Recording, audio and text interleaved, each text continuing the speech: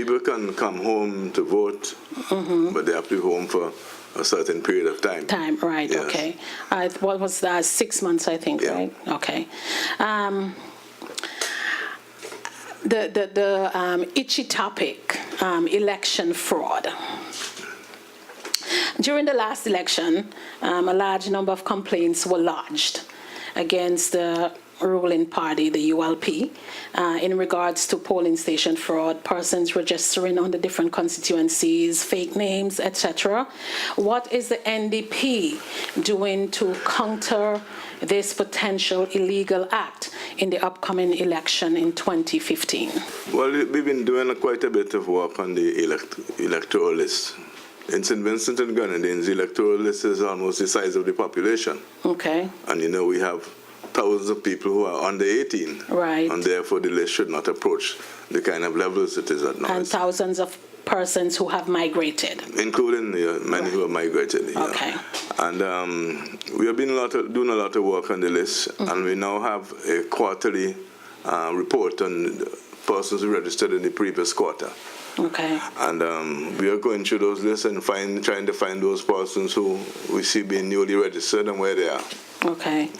And persons who died, who have passed on, or persons who have migrated and are still on the list, how do you... There are thousands of people like that. How do you go about, that's part of the same exercise. Okay. Last time we submitted a list of the number of persons who we know are dead, and dead for a long time, including up to 20 years. And what's still on the list? Not many were taken off. And we're going through that exercise now again. Okay. In preparation for But it's an important matter, because I think what I understand the list to be now is about 102,000 people. And if our population is 105,000, it's very difficult to see the list being at that level. We think it's more around 70,000. Right. Yeah. Okay. After the polling stations are closed, last election in particular, because I was keeping track of that also. Yeah. Even before the polling stations were closed, there was a post on the ULP's website that pretty much gave a list of the winners.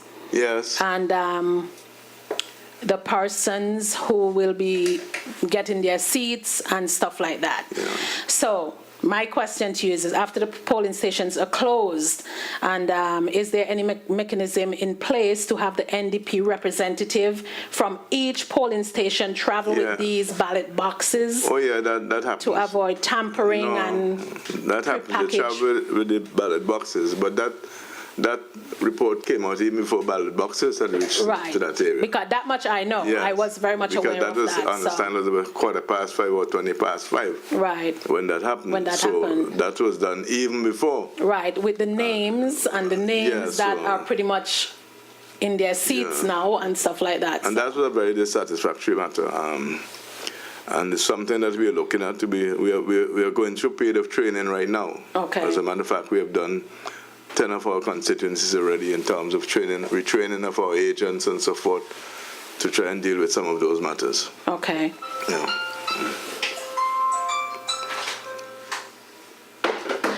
I'm sorry, you have to hold off calling my cell phones right now. I can't take any calls right now. We're in the middle of an interview. We're talking about, we're still on the election topic. Right now I want to touch the election campaign funds with you. What are the rules or on monies used for election and campaign, and the mechanism? Are there any in place to ensure that the government office or offices do not use monies from the treasury for campaign purposes? Favorism, bribery, etc., etc. First of all, in relation to campaign funds, there is no campaign financing law in St. Vincent and the Grenadines. Okay. There's no law that governs that. And it is possible sometimes for persons to use resources that really are government resources without it appearing to be part of the campaign. You can have a function, for instance, which is part of a department's work, but it's really part of the campaign for elections. So without any laws governing that, it's very difficult to deal with that particular issue. Okay. You know, it's easy for a government, okay, to have a big opening of a project. And to time it to suit their campaigning. Right. And to use that whole That ceremony money. for campaign purposes. Now, one may argue that should not be done. But the reality is that can be done. There's no law that prevents that. Okay, well, when you get into office next year, not if, when you get into office I like next how you year, say. are you going to put mechanisms in place we have to had correct discussions that? on that, and we'll be getting some consulting services to advise on that matter. Okay, But we must get that list corrected. okay. It's really ridiculous now. On the topic of power, ruling power, Lord Acton, a British historian, said, absolute power corrupts absolutely. Yeah. Great men are almost always bad men. What would the NDP administration do to ensure proper balance of power so that the Prime Minister does not own and control the judicial branch, which includes, the District Public Prosecution's Office, judges, magistrates, etc.? Well, there's a law, and there's not supposed to be any control now. But you're dealing with human beings often. And so, while I understand the question, there are some arrangements that have been made and looked at. For instance, it was hoped through the Caribbean Court of Justice, certain rules were changed in terms of how people are appointed to the court and so forth, because there's recognition of the issue that you raised. Right. For instance, the Caribbean Court of Justice, the judges are in fact being selected by a commission. And not only selected by a commission, but you can now select judges from anywhere in the Commonwealth, which are with 54 countries. And all that was seen as a way to avoid or to make less evident political interference. So we can now choose judges from the Commonwealth, except just from the Caribbean. In addition to that, a trust fund was set up in the Caribbean Development Bank, and that trust fund is used, the interest from that is used to pay the judges so that they're not dependent on the consolidated fund in the country itself. Okay. Those are ways of seeing to try and minimize the political interference in that area. Okay. With these bodies, court bodies and stuff like that, are they handpicked by the government, or are they voted? No, there's a commission. Seats? I said there's a commission that is now going to make that choice. Okay. The commission is made up of persons involved in that field, and they do the selection. Before that, there was nothing in place? Yeah, but there was much more direct involvement in the past. Okay. That's one of the reasons, for instance, because a person had to pay you or government had to pay you and they didn't like you. It made it more difficult. Now today, whether they like you or not, your salary is paid by the trust fund that is established at the Caribbean Development Bank. So government can't use that to hold against you. Okay. You know. So I think the problem is recognized.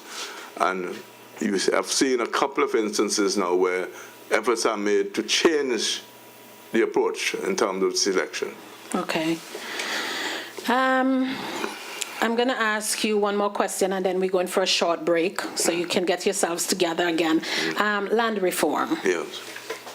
It seems that the current government is desperately trying to dispose of all Crown lands in St. Vincent and the Grenadines, in particular the Grenadines Beckway, making it extremely difficult for local families to have a glimmer of hope to purchase lands for their children, grandchildren, and the next generation on.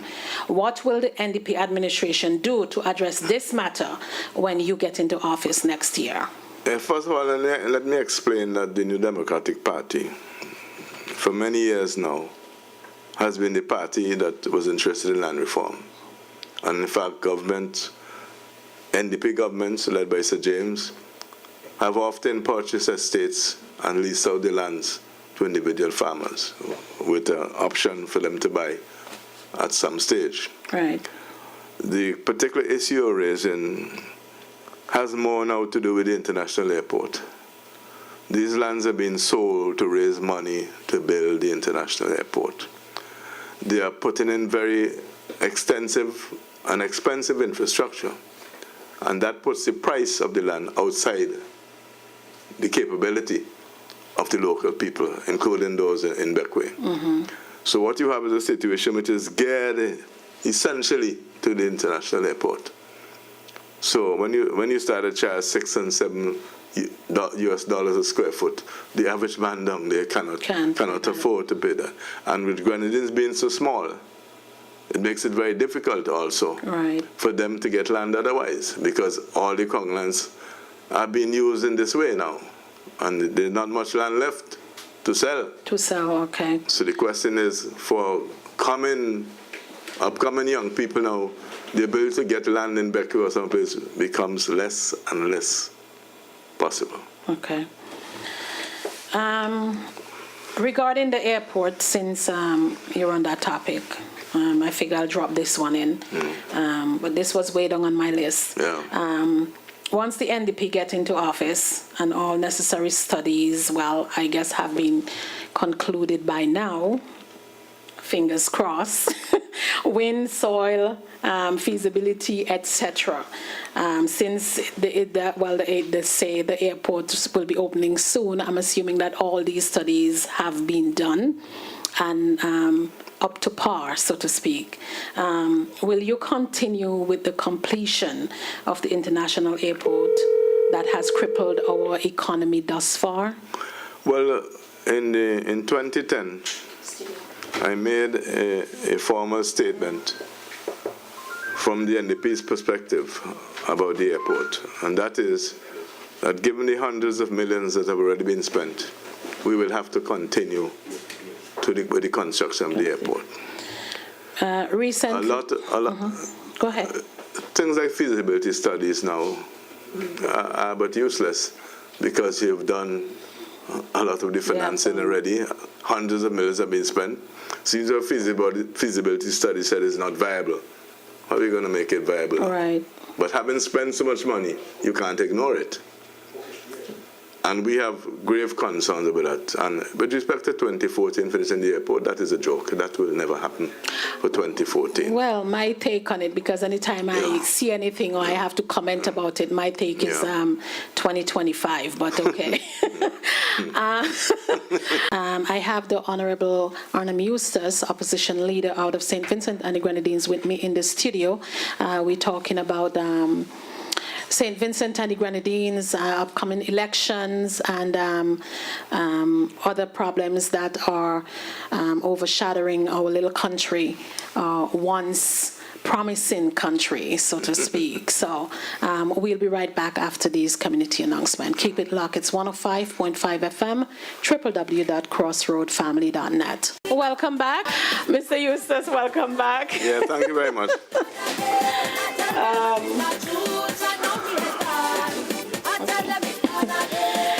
So as we go on, let's continue.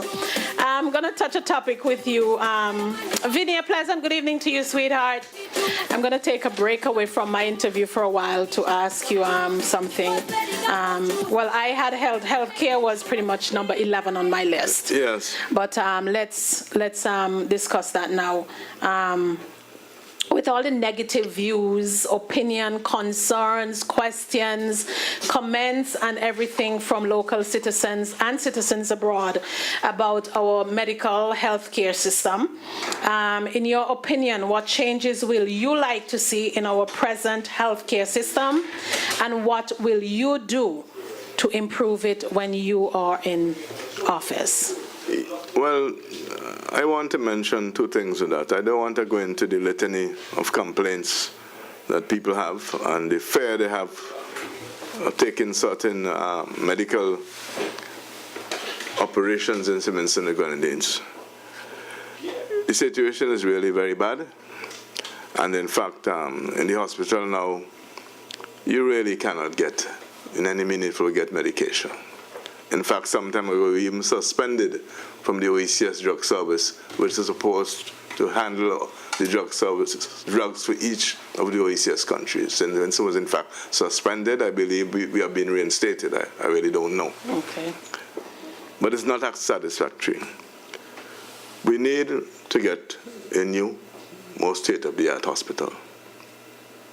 That's the first thing that we would be pushing for, getting back, apart from dealing with the question of the drugs, because there are some serious financial problems in the government, and that's why we were suspended, basically. Okay. We have identified a site which we think is suitable for a new hospital. I'm not going to say much about that at the moment, except to make sure that we get it, and we have an indication of where we can get that financed. You know, our economy is very bad. High unemployment, high underemployment, and people just don't have the wherewithal to meet a lot of their medical needs. Over 10 years ago, the NDP hired consultants in the University of West Indies to set up a health insurance program for St. Vincent the Grenadines. All the preparatory work was completed before we left office. You're going to have to pay 1% of your salary as a contribution to health services. And you get a package of services for that 1%. If it had been implemented, then we would have had a well-advanced health insurance program now for a lot more people than can be covered now. Mm-hmm. And we will be going back to that health insurance program, and we'll be dealing with the new hospital. In addition to that, we think there's too much political interference in the hiring of the senior staff in our health facilities. Too much politics is in that. We have a lot of competent people in St. Vincent the Grenadines who I'm sure can do the work, but not chosen on the basis of merit. They're chosen on the basis of party politics, whether they are competent or not. And that's what we're going to change. It is critical to change that, not just the physical infrastructure, but the human resource management and how they are utilized within the system. Right. Is going to be very, very critical for the future of our health services. And while we have all the talk about airport and so on, it's important even for that project, for our health services to be top of the line. People who make decisions to come to our country as visitors want to know that we have proper health services also. So we're going to be taking that matter very, very seriously. But the three main things we will do: one, get a better hospital; two, have health insurance; and three, look at these resources we have in terms of human resources and deploy them much better than we are doing today. Okay, and in terms of the proper health insurance, will this be for everyone or just for the ministerial body as the Prime Minister suggested? No, but that has been rejected by us already. we don't accept that. Okay. Health insurance program is for everyone. We recognize there are people who are indigent and then they have no salary to pay from anyway. They can't afford it. But they'll be covered. Exactly. Okay. On the economy, improving the economy, getting growth back in our country, getting the economy going again, getting people back to work, getting people to shop again, to spend again. What are you going to do, you and your team are going to do to, remedy the situation, the current situation in St. Vincent? Well, that's probably the most important thing for us to deal with at the present time and going into the short and medium term. We have had, in the last 5 years, we've had 3 years of negative growth. There's some dispute as to whether it is 4, but I will say 3 for the time being, 2000, right up to 2011. You're supposed to have a 1% or 1.5% in 2012, and I don't know what it is for 2013. Because the figures have not been given. Okay. But whether we have negative, the point is our growth is very low. And when you look at the various sectors of the economy, the prime sectors, for instance, agriculture. I mean, it's remarkable the extent to which agriculture has declined in St. Vincent the Grenadines, mainly because of what has happened to bananas. You know, I like to present it for people to get a perspective on this matter in the following way. When we had our best year in agriculture, which I think was 1992, in bananas, that is, we exported $111 million worth of bananas to the United Kingdom. In 2012, we exported 1.5 million. 1.5 million against 111 million. You can't say that's the decline. That's a disaster. Yeah. Even with the storm, Thomas and Son, even with the Black Sigatoka, if we handle those things properly, we'll be back up to 20, 30 million already. St. Lucia's gone back up already. Dominica's gone ahead of us. And what are we doing? And it doesn't look like we're not even exporting right now any significant quantities. So that industry is in a disastrous state, to put it this. But that was a good employer. That industry has paid for so many of our people, their homes, training up their children and so forth, and just for basic living. Right. A lot of banana farmers are now on what we call poor relief, or welfare if you want to use another word. You know? And we have to put a stop to that. And we've been going around the country, we've been having a series of consultations with farming community. Right. We've put forward our own plan for banana rehabilitation. Similarly, we also have difficulties with our root and the marketing of our root, which we really shouldn't have. Right. And root remains in the ground year after year without being reaped. Recently, in the last 3 or 4 weeks, Trinidad has been turning back and sending back the ship with our produce for the traffickers, you know, up to last week, Thursday. What is it, because of the... No, mealybug is back. Or... You know, say you have a prime industry, a prime sector of the economy, agriculture, and it's not contributing anything. Our import bill for the first half of 2013 was 472 million. Our exports were 59. In the days when agriculture is going, it won't be 59. It'll be something much more substantial. And therefore, we find ourselves unable to address a lot of the issues for revitalization of the industry, and which is playing havoc with our fiscal situation, our financial situation, if you want, along with the airport.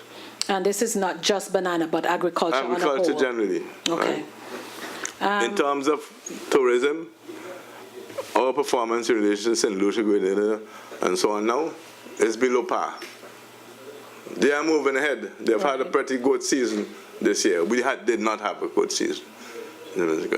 Then, when everything is done, our construction cannot peak. That's done also. So when you look at the major sectors, we're in trouble.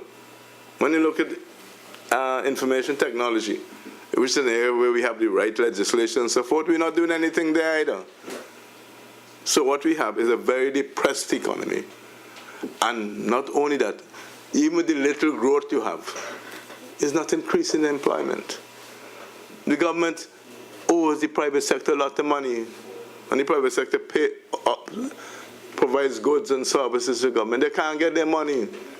When you look at our national debt under the subject called payables, which deals with the monies government owe to firms and so on, it's 59 million. As of 30th September last year. These are serious, serious issues. And why you say, well, St. Vincent does not have the highest debt in the OECS. The St. Vincent debt is 1.4 billion and rising. And you're still borrowing money for the airport, and you have more to borrow. So when I look at the overall economic situation, the NDP has to address that from day one. And for me, it is critical to get the agriculture going, right, while you were also working on the other areas. at least. Agriculture and healthcare, pretty much. Yes, they are very important, you know. And if we don't do something about the economy, if we don't do something about the debt to the private sector, because government can't employ any more people, you know. The money is not there. Because they can't pay them. Yes. The salaries bill for 2014 is 271 million. Right, and I've heard from persons pretty much who the government is owing for work done. Oh yes. Even like yes. simple tasks as cleaning the road and stuff like that. People get paid late, or they can't get paid in time, or they can't get paid for half of the time they work. That is very much the case. That is very much the case. I remember in my days back home, I was born in the 60s, and I mean, my grandmother, she cleaned the road also during the Christmas season. Yes, and all of villagers came together and did that. But nobody had the problem of getting paid at the end of the day after their work. Exactly. You know, Alan Cruikshank, he was the representing minister at the time during my time. Yeah. And I'm home every year, twice a year, sometimes three times a year, right up until 2011. And then I made a choice then not to go back to St. Vincent until things are changed. Yeah, well, and that's a mental note that I have made. Yeah. And when I was there in 2011, my village street, it used to be a two-way street. Yeah. Vehicles up and down, speeding. Yes. And when I was there in 2011, it's one vehicle, you either coming up or you're going down. The bush on either side. Because the banks, they come into the road and take over the street. Yes, it's true. And but you know, they have a term for that, you know. The bush on either side road, they call it Ralph Scotting. I'm sorry, don't get me started. Well, I mean, it's suitable because this happened under his watch. Yes. You know, and I mean, if he's not doing anything to correct it or maintain it, then it's obvious. Yeah. Look at the Leeward Highway. That is doing the road from the hospital to Layu. That money has been approved months and months ago. That project was to start in January. It hasn't started yet. It hasn't started yet. And it should start and be done in the dry season. You're going to wait until the rain starts to come? Right, so that because it just a lot of waste. It's going to dig up everything that you do, the effort. Let's talk a little bit on investment. Yes. I know, and I've spoken to persons here that have had good relationship with their prominent Vincentians, business persons, and they are willing to contribute by investing in our country again, or I don't know, but from the conversations that I've had, they are not willing to invest with the current government or while they are still in power. When the NDP gets into office, will you as the leader and, incoming Prime Minister, take actions to investigate all of the wrongdoings that has been going on, like for monies that has been misused or misappropriated, or monies that are not accounted for, and stuff like that? What are you going to do? Are you going to bring? I have already outlined several times what our position is, because what you're really talking about is corruption. I've already outlined a position. I'm not a supporter of commissions of inquiry. They take far too long. It is our proposal that we will hire forensic auditors to go into certain areas. When their report is made, we are going straight to court. Okay. Not going on a long commission inquiry that lasts for whole years and then you forget about it. We'll be taking the necessary action based on the findings of forensic auditors we know where we can get them financed. Okay. Because that was my other part of the question. Like, what steps are you going to take to make sure that justice is served to the people and the country as a whole? But on the question of investment, you're raising a very, very significant and very important issue. In my address in Toronto last week, Friday night, I dealt with that matter. Because I am convinced that we at home simply look at the diaspora as people who send remittances to their families at home. I have a much broader perspective on the question of the diaspora, in the sense that while remittances are critical, and they are critical for our economy, because I'm sure in the case of St. Vincent, it's more than $100 million a year. We get in remittances from people here, and I say thank you to them all the time. Right. But we must engage the diaspora in the establishment of businesses in St. Vincent the Grenadines too. In the same way we go out and have missions trying to get foreign investment and so on. We have to deal with our diaspora in that relation also, and provide the necessary incentives, whether it be tax or whatever incentives they are, Right. to get people who are born in St. Vincent the Grenadines, who have done something out here, and who are willing to invest in their homeland, and we make sure they get the maximum incentives possible to do that. Right. So secondly, in terms of the debt to the private sector, we got to pay it off. Even if it means taking a loan to pay off some of the private sector debt in St. Vincent and Grenadines, because what is happening now, because of that, the private sector is running large overdrafts. Their costs are going up, and they're laying off people. Right. And we feel we have to address that thing right on.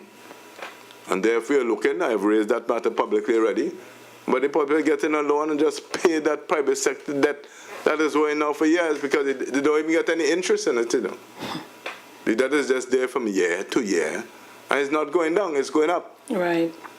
So we believe that that is a critical component of our economy, but I really would like to see the role of diaspora expanded in terms of investment at home, and I am not calling that foreign investment.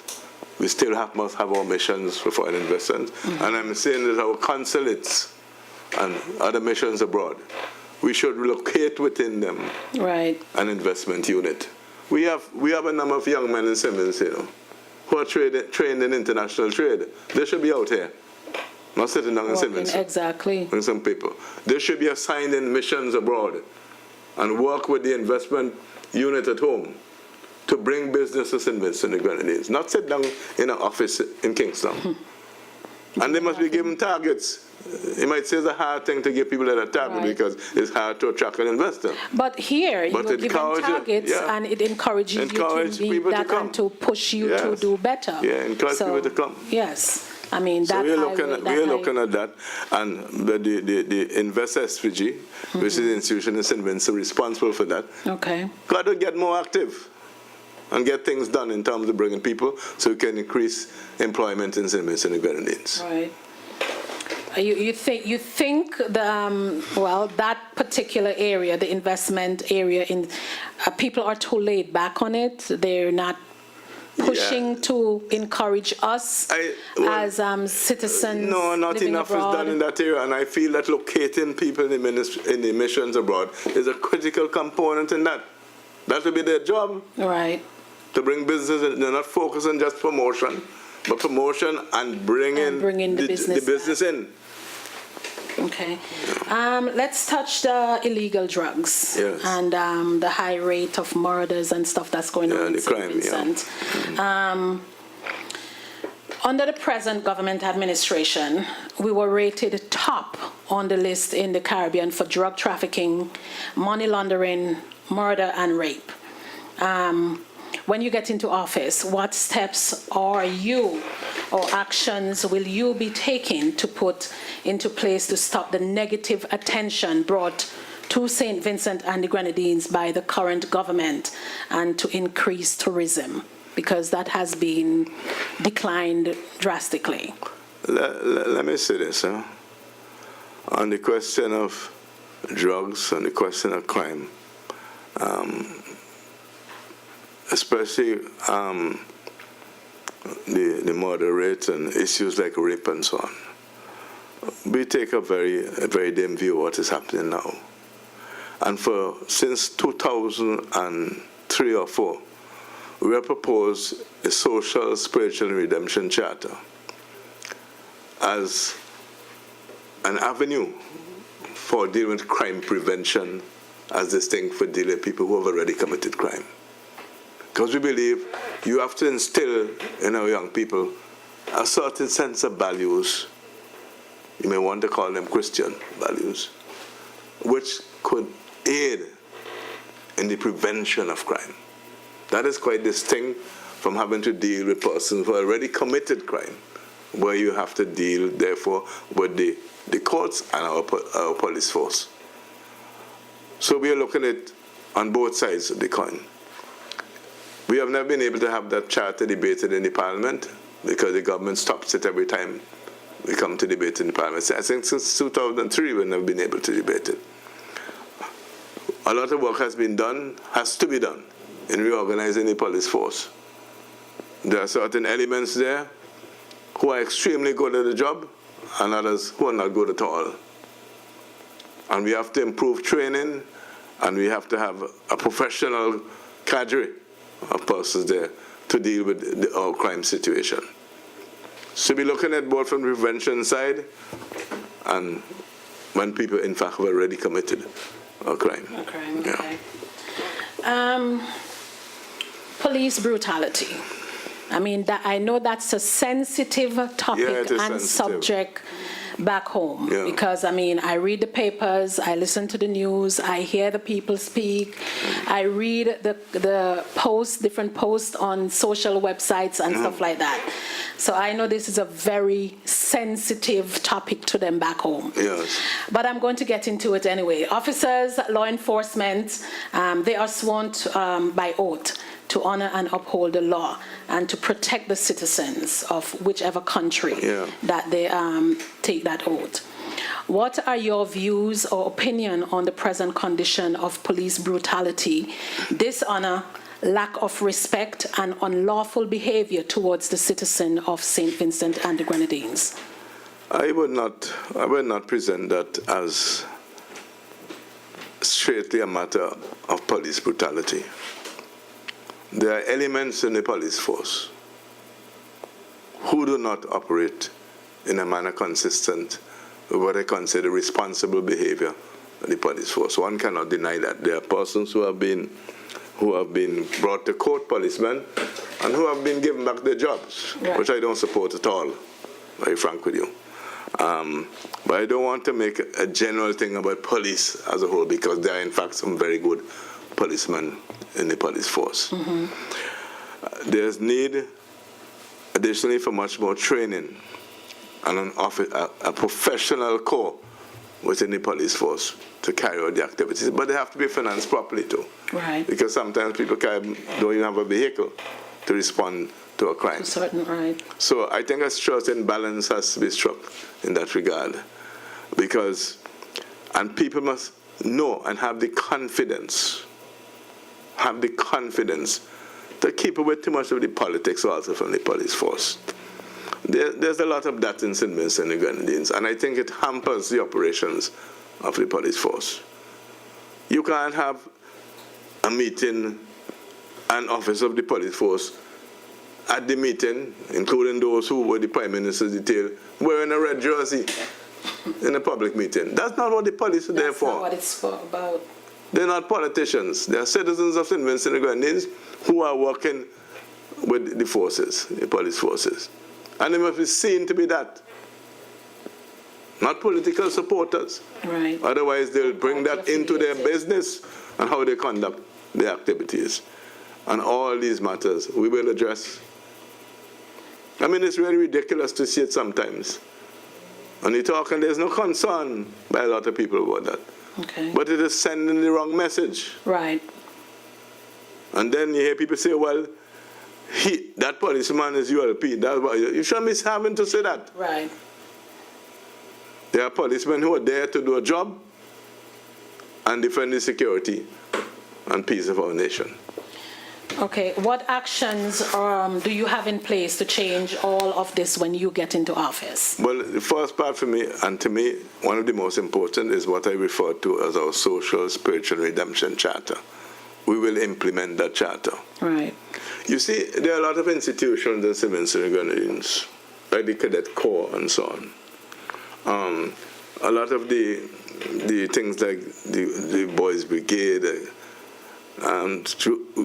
scouts, cadets, Girl Guides, these institutions, operate on the basis of certain principles, with a certain morality behind them.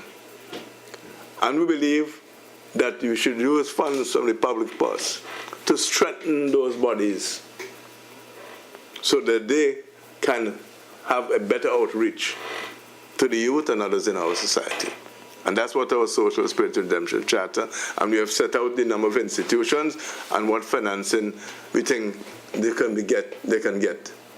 And listen, when we check the figures, it since back in 2003, it worked out, the government has given $5 per person to those institutions. We would change that. But to maintain a prisoner in 2003 at the prison was $13,000. So our attitude is to prevent or minimize the amount of crime being committed. Right. And we find that will also be cost effective. If we spend some effort, use some time, use a little more money to deal with changing the value set system of those persons, who, especially our young people. Right. While you're on that topic of prisoners, what mechanism is in place regarding rehabilitation of very little of that. Prisoners and stuff like very that? Very little of that. Very, very little. And because of that, you find the persons who opt out of jail pretty much go back into what they're doing. And okay, so that is an issue that has to be addressed. Okay. Right for me. We're going to take a short break. Monty has been texting me back and forth, so we're going to take a short break. The phone lines are open. If you wish to call in at this time before we start our last segment on this interview, you are free to do so. The number is 646-340-1055. That's the on-air number where everybody can hear what you are saying. If you wish to speak with me behind the scene, that number is 718-473-0769. So the on-air number is 646-340-1055. Go ahead. That's okay. Hi, Mr. Eustace. I am very happy to listen to you speak. Yes. I am very proud of the way you handled the question with the police department, because I was going to call in and ask, how do you intend on building that barrier that is so broken down between the community and the law enforcement? Because it seems like the citizens does not ask the people who are there who personally to protect them. And they see, it seems like they feel like a crime is being committed against them. They have nowhere to turn. Yes. Yeah. So I am very happy that you do intend to rebuild that whole forum and rebuild the police department to make it what it used to be, what it's supposed to be, rather than a political entity. Yes, I agree with that. Yes, So it's a very important area, and it's something we have to deal with on a consistent basis. Yeah, I do agree with you. But thank you very much. Okay. You're a very classy guy, and I love the way you speak. I'm enjoying listening to you. Thank you. Yeah. Thank you, Marissa. Thank you. Have a good evening. Bye-bye. Thank you, Mrs. Castell. The phone lines are still open. I'm going to keep it open for like 2 minutes more, and then we have to wrap up with Mr. Eustace because he has another engagement that he has to attend. Good evening, caller. You're on the air. Good afternoon, Lady M. Hi, how are you? Good, and good afternoon, Mr. Eustace. Yeah, good afternoon. Nice to hear you. Yes, thank you. I got a question for you, Mr. Eustace. Yes.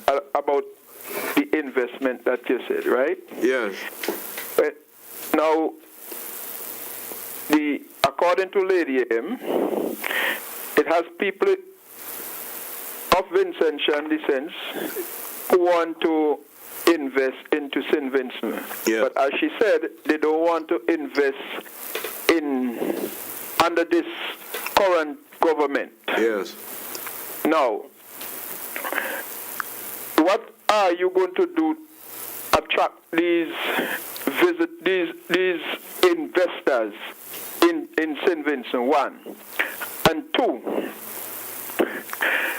why would anybody want to invest in St. Vincent and the Grenadines, given under this administration, given what happened to a guy like Marcus de Freitas, Bigger Briggs, now the Howard family, the Howard Marines? Yes, I know. Why would anyone want to invest under this administration? Okay? Yeah. So that's just a side thing. The other thing is on the airport.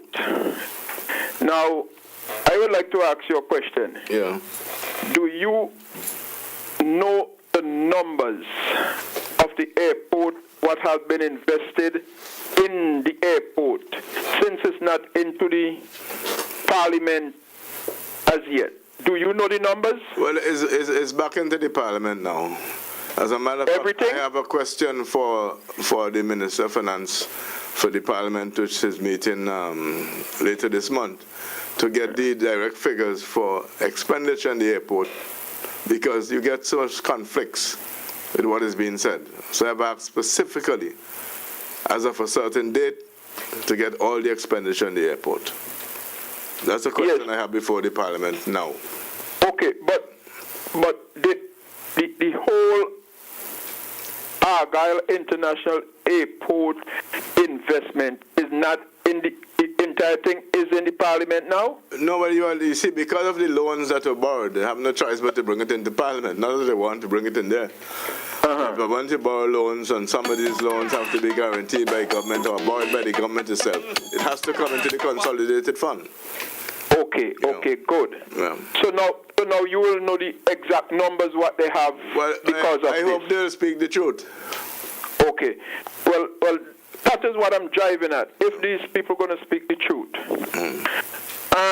And the last question I will have for you is that given the number of murders in the last 6 weeks or so in St. Vincent, what do you think is making a spike in these type of heinous crimes? Murders, rape, assaults, it's been going up very heavy. And what do you propose is causing this spike? And I'll listen off here for that. Okay. Thank you. Thank you, Doug. Well, it is true that we have had an increase in the number of murders in recent weeks, most of them involving young people. And this is an issue which is engaging the attention of many people in St. Vincent the Grenadines, because they can't understand what is happening, what is causing this sudden increase. I think there's a number of factors. One, there's a sense of hopelessness now because of the poor and continually poor state of the economy, and people are unable to provide a basic or to have a basic income for themselves. Two, I believe there has been a significant decline in our moral values and the appropriate ways in which we should live. And these have to be addressed by various institutions and any government that is in office. Some of the crimes, and I agree with you, are very heinous. There have been really some very brutal crimes in St. Vincent and Grenadines, and I can't answer that question right now. I'm baffled by it because some of them are really heinous. I recall the fellows out in North Central or somewhere around there who threw that young man into the copper or boiling water.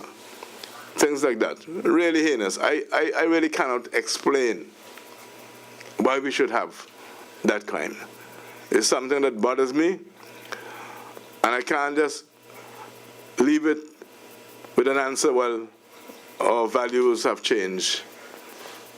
Our values, our moral standing has changed, and we have declined significantly in that area. That might contribute to it, but I really can't tell you why somebody would do that at this time. It's not something you expect in St. Vincent the Grenadines, but the fact remains it is happening.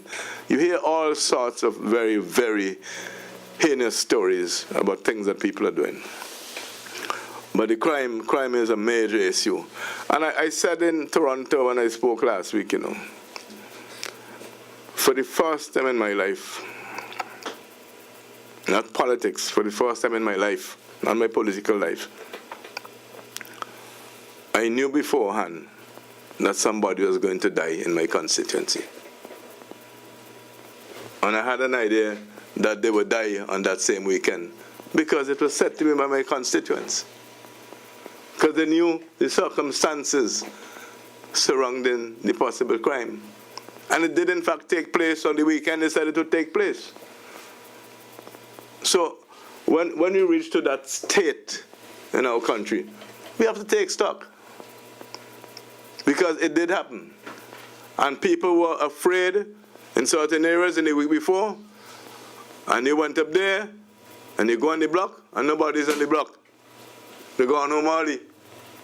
That happened, I experienced that myself. Because I went there on the Thursday before, and 4:30, 5 o'clock, fellas going home. Fellas going home. Because they don't want to be outside late. Because they're expecting retaliation for what somebody did in their own area. And in fact, that did take place on the weekend. They said it would take place. And that has bothered me greatly. And that's why I mentioned it in Toronto, and I'll mention it here again this week. And why I mention it now. I have never been in a situation where somebody is saying to me, well, you know, he can't make it past this weekend. They were so certain in their minds that they could tell you that. And I was advised not to come into the constituency. That happened to me for the first time. And I take that as a very serious issue in terms of our decline, our moral decay.